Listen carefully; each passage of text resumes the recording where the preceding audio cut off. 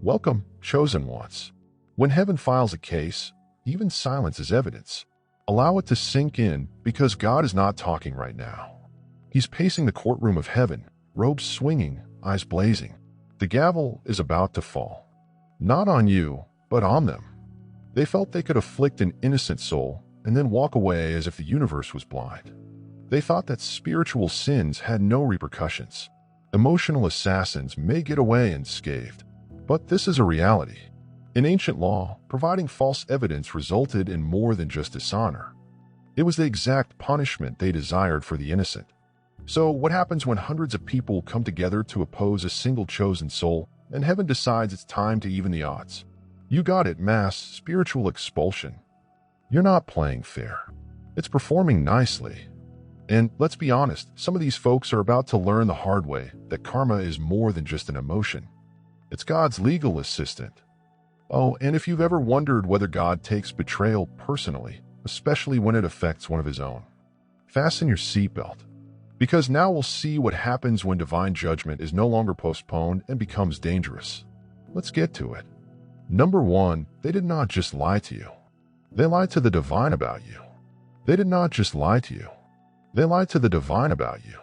This is why God is upset. This was not typical slander. This was not just someone raving out of jealousy or hatred. It was a spiritual assault disguised as petty gossip. They opened their mouths and rewrote your whole story, expecting no one to fact-check it, ignorant that the author was listening. They tried to make you seem guilty when you were nothing but meek, loyal, and quiet. Even worse, they thought they were convincing enough to deceive heaven. They weaponized words like daggers. They did not remark, "This person has hurt me." They just said that this individual is a problem. They did not just critique what you did. They questioned who you are. And there is a difference. One is human conflict. The second method is identity assassination. These people twisted your name, mocked your profession, and defined your personality in ways that diminished your dignity while laughing as if it were nothing. That's why this goes beyond karma. This is now personal to God. They didn't just offend you. They ridiculed God's decision to choose you. When someone harms the reputation of a specific person, they are not just undertaking a smear campaign. They resist divine judgment. You did not appoint yourself. You didn't anoint yourself. God did it. And then they approached you as if you were just another random person. They entered a dangerous region. They thought they were chatting about you with others, but they were really speaking against you in front of the person who sealed you. It's like walking into a courtroom and lying about an innocent person, hoping the judge doesn't notice. They didn't realize that paradise doesn't need lawyers. God acts as a witness, judge, and verdict. When lies are spread about the innocent, divine judgment does not need a defense. It causes a strong response. You surely stayed mute. You stayed kind. You persisted. But they forgot that while you were silent, God was recording. And every incorrect term they thought they'd buried is now being used to reveal their own spiritual consequences. This is not just retribution. This is a wonderful correction. And it's already in motion. Number 2, they did not mistreat you. They ridiculed God's selection process. They didn't just mistreat you. They ridiculed God's selection process. That's what sets this apart. This wasn't only about personal enmity, envy, or misunderstandings. It was deeper. They were not dissatisfied with your personality. They were furious that you were chosen while they were not. It's not that you did something wrong. Your whole existence as a chosen one demonstrated their spiritual rejection. They were unable to manage it. They couldn't understand why God would choose someone like you over them. You didn't fit the image they had in their head. You were not loud enough, polished enough, charming enough, or damaged enough to fulfill their standards of worthiness. They were waiting for God to choose someone they could manage, laud, or endure. But instead, he chose you. Quiet, extremely attentive, flawed but loyal. And this messed with their ego. So rather of embracing God's decision, they tried to undermine it by tearing you apart. They assumed to have the authority to override God's will. They believed their condemnation of you would make you stop calling. They really believed that if enough people hated you, heaven would change its mind. That is how delusional pride appears when people feel they are more righteous than God. But when they assaulted you, they indicated why they were not chosen. Because a trustworthy servant of God renders decisions that do not create controversy. They respect them even if they don't understand. You presented a spiritual threat not because of what you said or did, but because of who you were. You reveal that God chooses the unseen, ignored, and misunderstood. You provided a stark contrast to their religious ceremonies, fake humility, and self-proclaimed importance. Rather of repenting, they retaliated. However, it is too late to undo what has been done. They did not just dispute your assignment. They challenged the person who assigned it. And heaven doesn't take this lightly. They mocked the throne with their actions. They disregarded God's advice. And now he is answering. Not with words, but with outrage. Because when people try to interfere with divine order, they are not only exposed, they're corrected in front of everyone. Third, they wanted blood, not truth, since your innocence demonstrated their guilt. They didn't want the truth. They wanted blood. That is what made it so dangerous. Your innocence was not only disregarded, it was something they actively disliked. You were not a risk because you had done anything wrong. You were dangerous because you didn't. You were not disruptive, scandalous, or dishonest enough to fit into their scheme. So instead of leaving you alone, they tried to destroy you. And not softly either. They did it loudly, boldly, and unanimously, as if your destruction was their reward. Your purity made them uncomfortable. Your tranquility irritated their demons.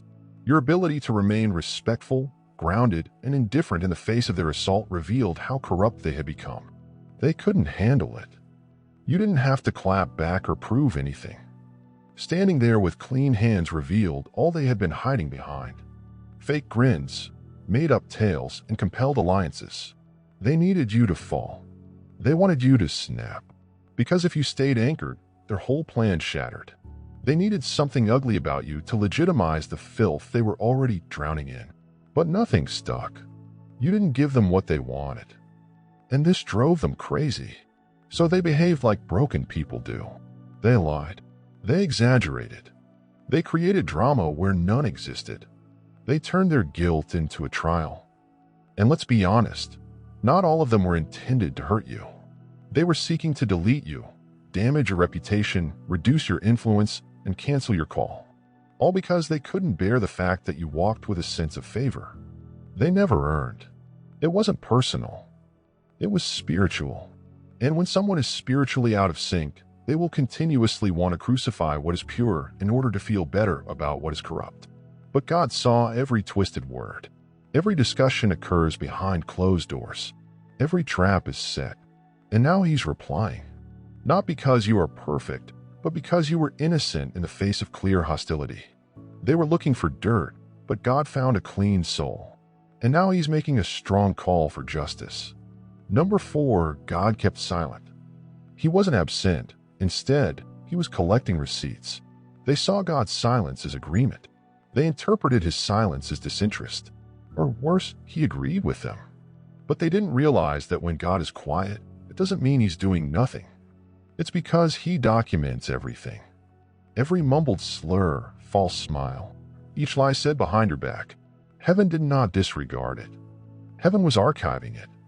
You were not overlooked. You were being kept under surveillance.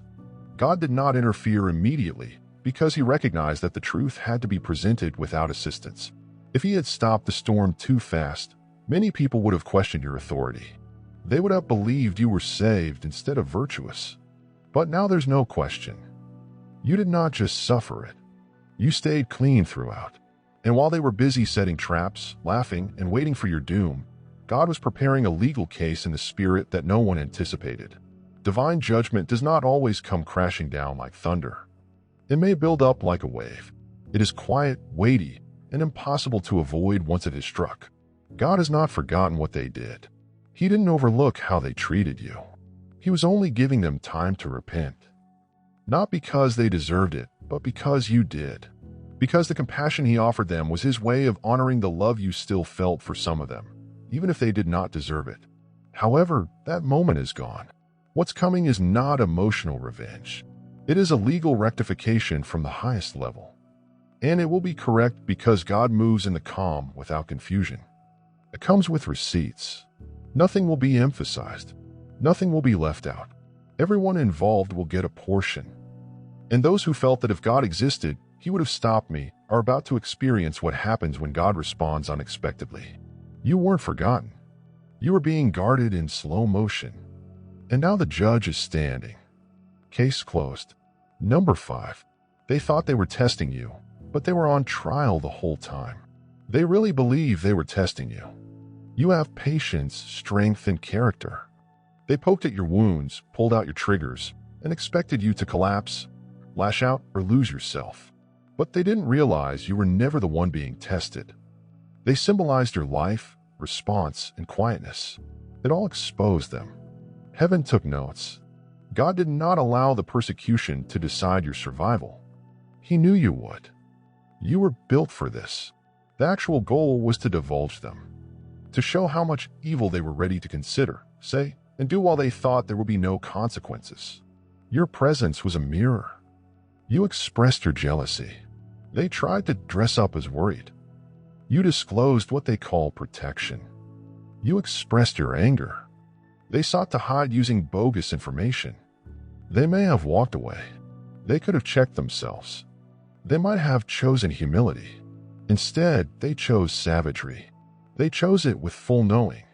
They passed up every opportunity to express condolences. They weaponized every flaw you displayed. They failed the test by revealing that they choose to be correct above righteous. That is why God has stepped in. Not because you couldn't take it, but because they couldn't count on your presence. They believed it was a game. They had no notion it was an investigation. They believed they were observing your response, but God was really monitoring theirs. How far will they go to get you down? How far will they go in portraying you as the problem? How much rage would they unleash in the name of the truth? That's what heaven wanted to witness. And now that all is clear, judgment is coming. Not an emotional response, but spiritual responsibility. They weren't exposing you. They were revealing themselves. The mask has been removed forever. What they misunderstood for your breakdown was really theirs under celestial inspection. And now they're the ones being sentenced. Not because you asked for it, but because they earned it. Number 6, you were the lamb that was killed. But this time, God forbids it for their redemption. They treated you like a sacrifice, as if the pain they caused on you would somehow cleanse them, as if they could only shatter, humiliate, and isolate you enough. Maybe they'd be more at ease with their own darkness. They attributed their guilt to your name, telling themselves that their acts were justified. They weren't just cruel.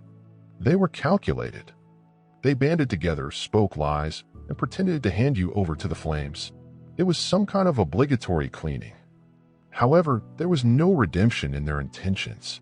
Only ego and only evil. They told everyone you deserved it. They turned your silence into guilt, your might into arrogance, and your wisdom into disobedience. They made you a scapegoat for whatever they couldn't manage, understand, or dominate. They did not want to heal. They searched for a target. So they selected the person who had never fought dirty. The person who continues to forgive. The individual who had several opportunities to clap back but did not. You were innocent. And this is what makes you dangerous to them. However, this time, heaven will not let it go. God isn't turning this into a lesson on suffering for our benefit. This isn't about wearing a crucifix to help people find grace. The door is closed. They did something unholy. It was unfriendly. And your anguish is no longer being used for their salvation. It's being offered as evidence. What they did to you has turned into a spiritual bill. Heaven always gathers. They thought they could use you up, drain your energies, attack your reputation, and walk away unscathed. But they didn't anticipate a remarkable turnaround. God does not dismiss what has happened. He isn't utilizing religious terms. He's calling it what it was: unjust, rude, abusive, and entirely responsible. There will be no respite for those who found solace in your sorrow. They didn't just mistreat you. They abused the soul that God had given to them. And today, the same pain they wanted to eradicate is in the spotlight. Heaven is revealing every hidden goal, whispered malice, and silent witness. Justice isn't coming. It has already arrived. Number 7. They built their reputation by breaking yours. Heaven is now reversing its currency.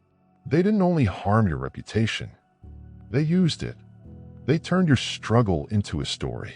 Your mistakes become entertainment, and your recovery procedure becomes a joke. The more they altered your picture, the more attention they got.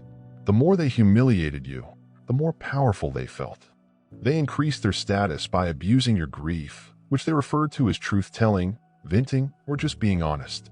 However, they were gaining influence from your failure, and they never expected there to be a cost. They gained sympathy, connections, and confidence by pitting people against you. They depicted themselves as the victim, hero, and wise one, all while tarnishing your image behind closed doors. But here is something they didn't understand. God keeps receipts, and heaven doesn't just reward the innocent. It exposes the manipulators. Everything they accomplished through dishonor is now being reversed. The credibility they stole in your name is starting to disintegrate. People are waking up. The truth, which had previously been concealed under layers of lies, is now revealing without your assistance. Your reputation is being repaired spontaneously, without revenge or retaliation, but through divine intervention. God has the microphone. The audience that formerly praised your mockers is now apprehensive. The applause has died down. The story is no longer valid since the fruit does not lie, and those who intended to harm you are now facing harsh repercussions. Their tranquility has gone, their favor is waning, and their bonds are dissolving because what they built was never authentic. It was founded on lies. You do not need to justify yourself. You do not need to explain. Your stillness is not a sign of weakness. It is a strategy. Because while they performed, God was planning a divine reversal. And now their biggest embarrassment is taking place in the very areas where they previously sought to humiliate you. That is not a coincidence. That's God ensuring that everyone learns the difference between true favor and borrowed fame. Number 8, heaven was never neutral. It waited for the scales to tip. You imagine God was silent because he was trying to decide who was right. But there was never a question. Heaven was never neutral. God wasn't pacing the floors of eternity, wondering whether you deserved it. He witnessed everything from the start. Every lie, every strategy, every time they smiled in your face while stabbing you in the back. His silence did not reflect hesitation. It was a strategy. He was letting them disclose their whole hand. He let them go as far as they could, not because he was confused, but because they were. They thought they were winning. They mistook heaven's forbearance for acceptance. They thought that since lightning had not struck the intermediary, they were safe.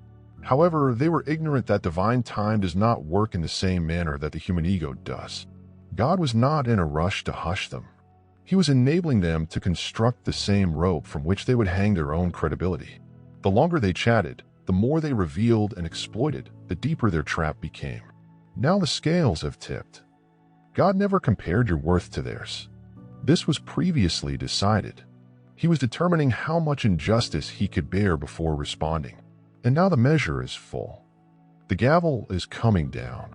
The verdict is clear. It's rage. Not the emotional variety, but the heavenly kind.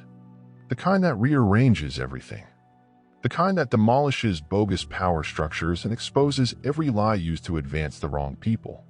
This is irrevocable. No rebranding. No. We've all committed blunders. Speech is capable of reversing earlier deeds. They harmed a reputation, peace, and soul. Everything is returning to them now, multiplied. And not because you desired it or begged for retribution, but because God waited. While waiting, he made justice clear. You no longer have to defend your argument. Heaven has already ruled in your favor. And now, the same silence that once protected them is preparing to judge them publicly, completely, and forever. Number 9, they were not battling you. They resisted the version of you that God was about to release. They weren't battling you. Not really. They were really terrified of the version of you that they thought was on the way. You were healed by your future self. That anointed, elevated, unstoppable version of yourself who will reveal every lie they tell in light of who you really are. They acknowledged some of your potential. They worried rather than rejoiced. Because if you become who God said you would be, they would be exposed not just as liars, but also as insecure, manipulative cowards. So they acted immediately. They tried to assassinate you before the ascension. They targeted your name before your platform developed popularity. They disseminated lies, misrepresented facts, and incited conflict in order to undermine your reputation before people saw your outcomes. They did not simply intend to damage you. They were trying to delete the future. But this is what they didn't anticipate. God let them. They continued without being halted by God, not because He agreed, but because He knew something that the others did not. He recognized that every attempt to bury you would just set the stage. Each lie would become fuel. Every betrayal would be revealed. And now that they've exhausted every plan, God is promoting you loudly, frankly, and unapologetically. Your ascension is the answer. Here's the reaction. It is a question of judgment. God didn't clap back. He created you. You proved that no weapon developed against you was successful. There is no deception, plot, or betrayal. And now your promotion does more than just recognize you. It condemns them. Not with wrath, but with consequences. Because when people see you succeed despite all the slander flung at your name, they will acknowledge the truth. The lies were not compelling enough since the favor was real. Nothing worries your opponents more than seeing you grow invincible. Number 10. They misinterpreted your kindness for weakness, which was their undoing. They believed you weren't fighting back because you couldn't. They misread your benevolence as weakness. They misinterpreted your cool, peaceful, and elegant manner for weakness, anxiety, or self-doubt. They never knew, however, that your silence was not consent. It was a spiritual practice. It was a wonderful alignment. You did not spare them because they were untouchable. You spared them because you were safe. You had every chance to retaliate. You had enough evidence to expose them and enough receipts to burn down the whole circus. You may have matched their passion and humiliated them in return, but your spirit shouted, "Don't." Something said, "Stand still. This is not your battle. Let God handle it." So you did. You witnessed them grin, gloat, and brag as if they had gained something, while heaven saw every act of restraint as righteousness on your behalf. They were too arrogant to see reality. They reasoned that there were no impending consequences. They got away with it. This is exactly what pride does. It blinds people to God's patience and convinces them they are invincible. However, compassion is an approval, and waiting does not entail denial. Mercy is God postponing judgment to give people time to repent. However, when they use that delay to increase their evil, they are ignorant that they are slowly, smugly, and in front of an audience, building their own tomb. The wait is finally over. The heavens are no longer holding back. The restriction that existed on them has been lifted. And what's coming is more than just ramifications. It is clarity. People will uncover what was hidden. Those who laughed with them will start to mistrust everything. Their alliances will disintegrate. Their comments will ultimately work against them. Because when compassion ends, exposing begins. And when exposure begins, so does the stupid. They weren't unbreakable. They were just being rescued because of you. But now that heaven has released the case, their protection is gone. You never had to destroy them. All you had to do was resist them. And now survival dictates their fate. A number. They said God would do nothing until they realized His delay was their death sentence. They really believed that God would do nothing. They mocked your faith. They laughed at your tears. They proudly shouted your name, thinking they had silenced heaven with their lives. And when no lightning hit, no doors slammed shut, and you didn't fight back, they got smug and arrogant, certain that God was either asleep or uncaring. They confused heavenly delay with divine passivity, which sealed their doom. They failed to see that God's delays are never due to ambiguity. It's because He's packing on weight. Thunder does not explode. When the sky darkens, it waits. It evolves. It rumbles deep under the surface, reaching across time, waiting for the appropriate moment to strike so that the whole continent may hear it. That is how judgment moves. It does not appear only to scare people. It shows up to change the mood. They thought they defeated the system. They continue to say that if God existed, He would have done something by now. But God was doing something. He was watching. He was recording. He was giving them time to right the wrong, repent, and humble themselves. Instead of backing down, they went farther. They ridiculed harder. They rallied more people. They did not only sin. They recruited, and God, in His love, continued to wait. However, the delay did not benefit them. It was for yours. So when the gavel finally dropped, no one could say you wished for it. Nobody could blame you since you didn't need to move a finger. The thunder's echoes are now coming in. Everything they did in secret is now coming to light. Those who celebrated their immorality are now backing away. Their laughter has turned to silence. Their confidence is fading into perplexity. They didn't expect God to show up in this manner. Not quiet or slow, but final. This is not a negotiation. It is vengeance.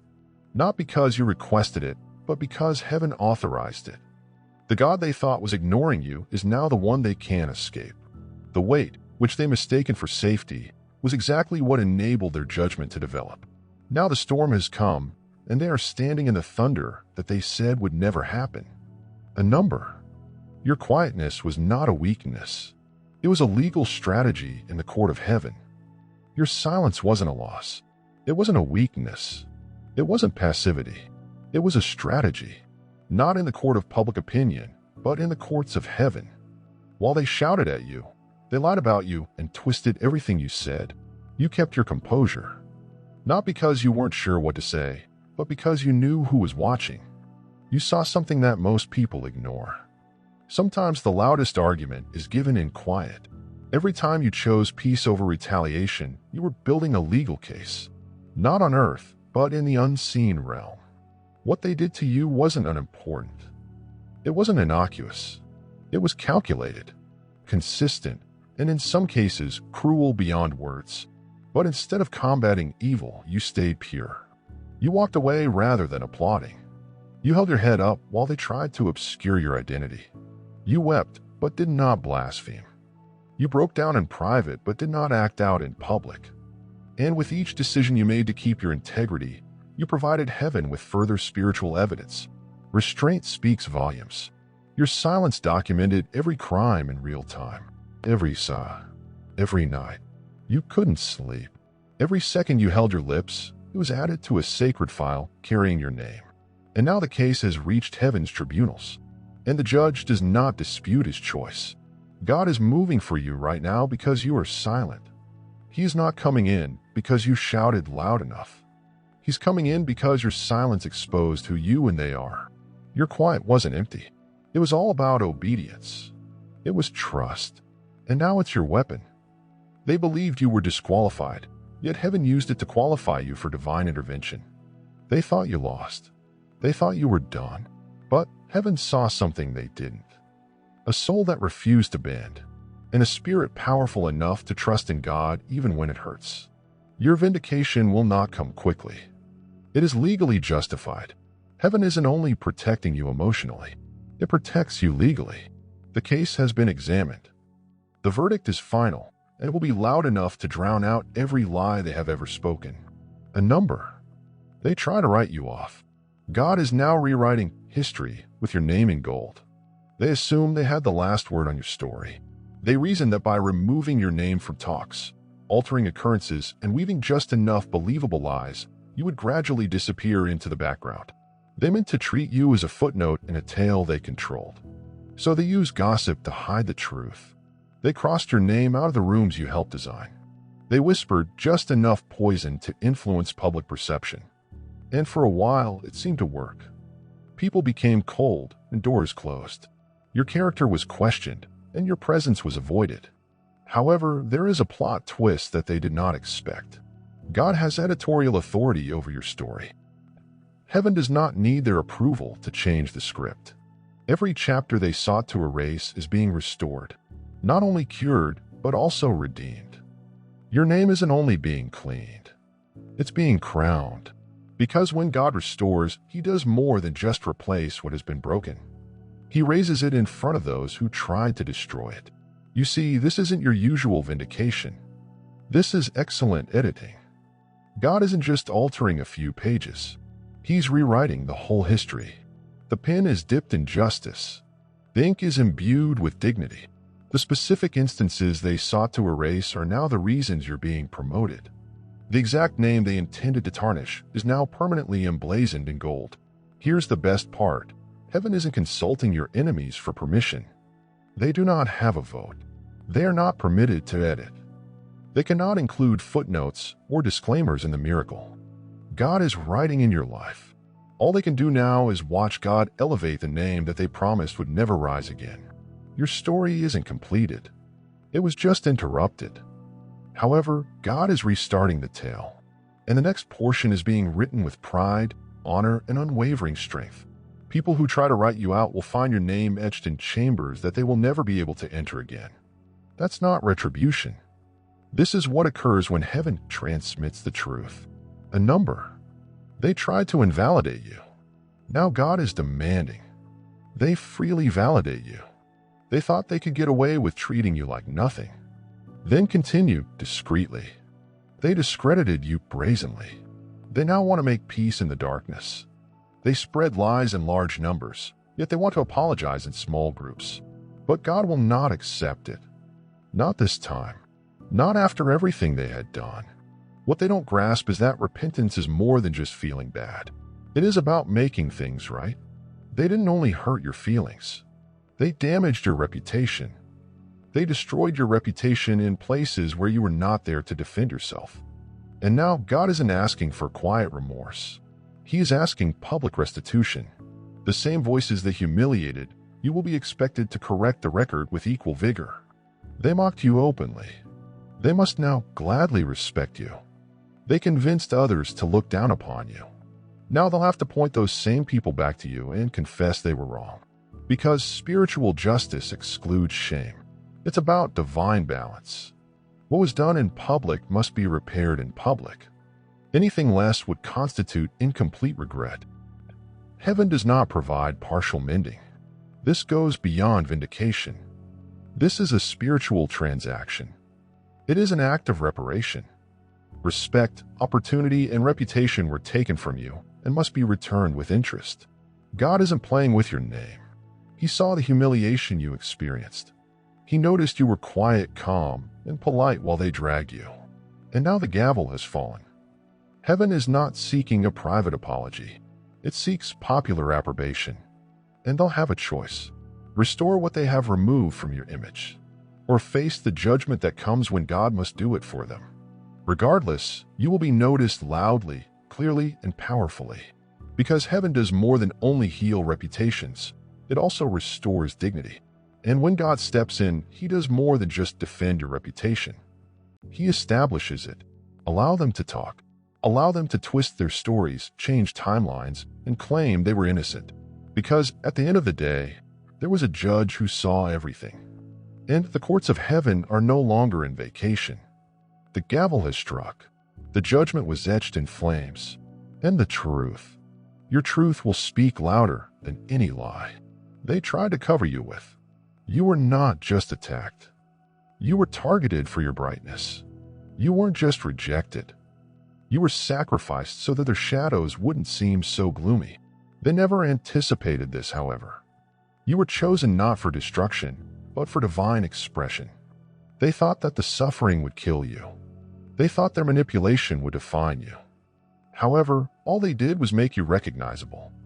The ashes they tried to bury you with are now the ink God is using to rewrite the next chapter of your life. It's engraved in huge gold letters. It is not only about justice. It's about reversal. It's about God turning the stage they tried to set against you and turning it into a platform. Not just so you can holler, "I told you so," but now you may walk with undeniable proof that heaven always prevails, even if it takes a little longer than expected. You won't have to dispute. You do not have to clap back. The results will speak louder than any words you might say. So don't shrink. Don't underestimate your worth because of others who are too broken to see it. God is moving, and He is not coming to console us. He's coming as an avenger. Not because you begged, but because He is righteous. And goodness always corrects injustice. Your name will be restored. Your story will be reported honestly. And those who thought they could get away with disobeying you will either publicly acknowledge the light they tried to extinguish or see firsthand what happens when heaven responds with holy fire. God is not just vindicating you.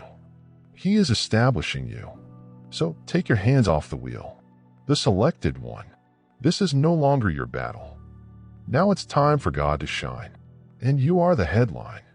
If this message lit a fire in your heart and spoke to the truth, you've been carrying it in silence. Don't let it end here. Subscribe to this channel so you never miss another word meant just for you. Like this video to show the algorithm that the truth still matters. Leave a comment below. Tell us how this spoke to you, what you've gone through, and how you're conquering it. Your voice might be the affirmation someone else needs. Most importantly, forward this letter to everyone who has been wrongfully judged, mistreated, or silenced. Let them know that heaven is not ignoring their pain. God is preparing for their return. Let us spread divine justice far and broad. We are not just forming a community. We are starting a movement. And your being here shows that the chosen are rising. One truth at a time. Truth at a time. Truth at a time. Truth at a time. Truth at a time. Truth at a time. Truth at a time. Truth at a time. Truth at a time. Truth at a time. Truth at a time. Truth at a time. Truth at a time. Truth at a time. Truth at a time. Truth at a time. Truth at a time. Truth at a time. Truth at a time. Truth at a time.